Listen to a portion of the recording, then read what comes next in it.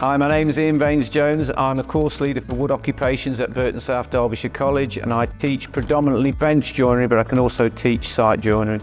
We're different to our competitors because we offer wood machining stroke bench qualification, and therefore the range of machines we've got here our competitors do not have, and this is enhanced that actual ability to offer something that's in line with industry. We were looking for a new CNC because the old one was a kit form and not really reliable and started to break down, so I just researched new CNCs and the Kimla from Dalton, which is a name that I'm renowned to know from my history.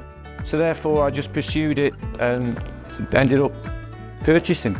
We use the Kimla for processing projects predominantly at the moment. We're also going to be using it with our creative study students from the other part of the college who are going to be creating their designs and then coming up here and producing whatever it is they're going to design.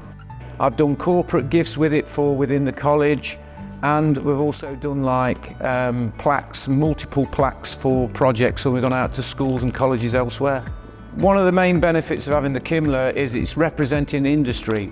We're trying to get our students job ready. So having the machine that's going to be out there in industry, they're going to be familiar with it, programming it, operating it and maintaining it.